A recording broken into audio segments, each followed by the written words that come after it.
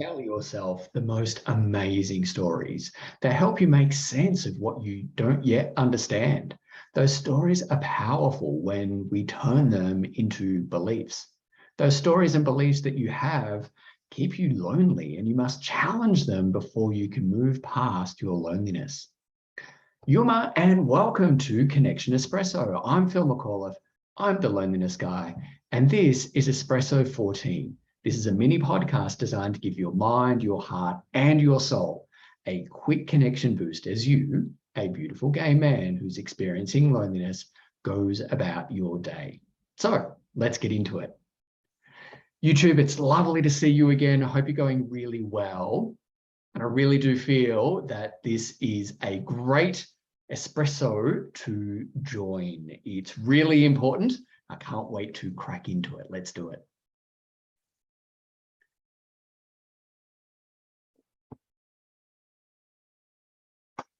There we go, ready now. As with each Connection Espresso, I want to first pay my respects to the elders of the Ngunnawal people, past, present, and emerging, and acknowledge them as the traditional custodians of the land upon which this episode was recorded and uploaded. I want to extend that acknowledgement to all Aboriginal and Torres Strait Islander peoples listening. Secondly, I want to acknowledge you, dear espresso drinker, be you listening on a podcast service or watching on YouTube. I want to recognize the courage you've shown in pressing play on this episode because, let's be honest, you really don't look for content on loneliness unless you recognize that you're feeling lonely. This is a big step, and I want to say that I see you and I recognize your courage. We humans, that's you and I, are story-generating machines. We generate stories to make sense of what's happening around us. We generate stories to make sense of other people's words and actions. These stories can make sense of what we cannot understand, of what you cannot understand, that you don't fully know in that moment. Your stories are powerful in that once you've written them, or once you've created them, you go looking for evidence to prove that it's true. In a form of confirmation bias, you ignore evidence or information that would disprove your story, disprove your theory, and focus on the evidence and information that confirms your story. And with enough confirmations, you upgrade that story to a belief about yourself or about someone else or the world around you. And a belief is, well, a belief. It's like a law that you live by. And once it's written and you've adopted it, it's hard to change, even when there's evidence that really it's a bad law. It's not a belief that is serving you. And can you see the issue here? What happens if the story you've generated to help you make sense of someone's words and actions towards you or around you is the equivalent of you making 10 plus 10 equals 752?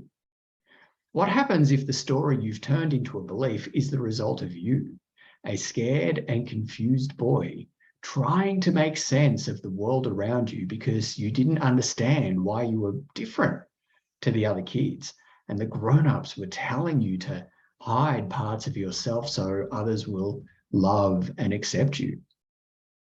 And you keep on looking for ways that your story and belief are right, even when they're incorrect.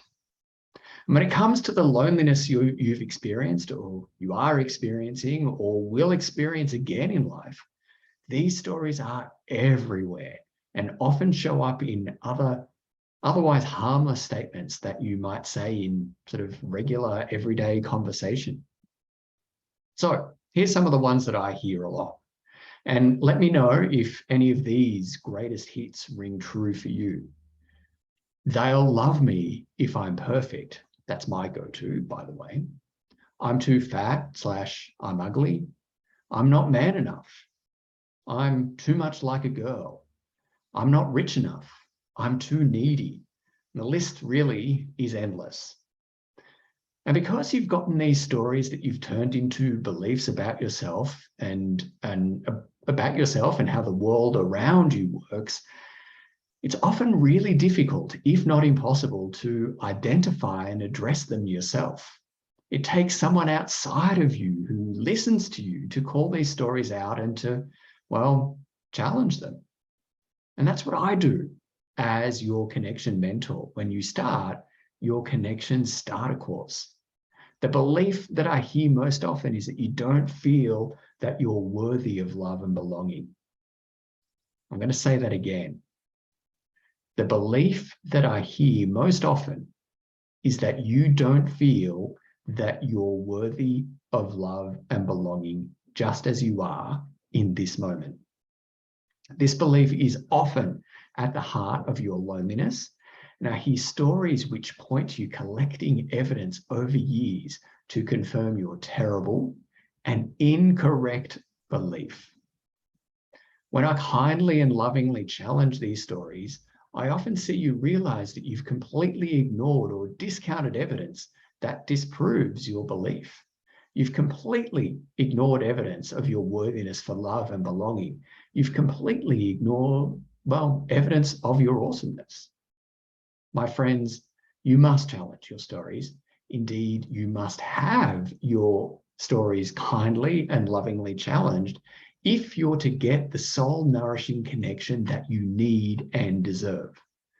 These stories are strong and are great at keeping you sitting in the comfortable misery of your loneliness.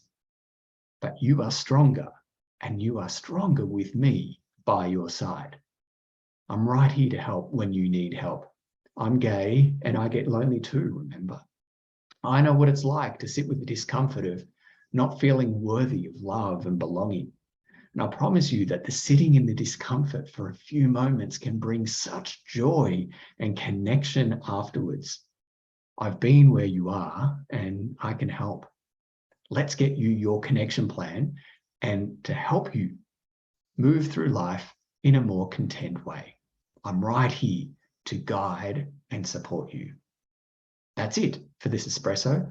Be sure to check out all my work and services destigmatizing gay loneliness and helping gay men like you, get the soul-nourishing connection that you need and deserve. And it's all accessible through my website, thelonelinessguy.com. Remember, you're not meant to endure loneliness for long, and you are worthy of receiving the same love and support for yourself that you freely give to others. Please like, comment, and share this episode so it reaches more gay men experiencing loneliness and lets them know, just as you now know, that they're not alone as a gay man experiencing loneliness. And if this episode inspired you, made you think, or otherwise supported you, please tap the link in the show notes to buy me a coffee. Your financial contribution, a very generous financial contribution, will go directly to growing the Loneliness Guy to reach more gay men. Thank you in advance for your generosity and support. Thanks for joining me for this espresso shot. Until next time, remember that you are worthy of love and belonging, and challenge those stories and beliefs about yourself. Take care, yada, and enjoy your day. Thanks, YouTube. I'll see you later.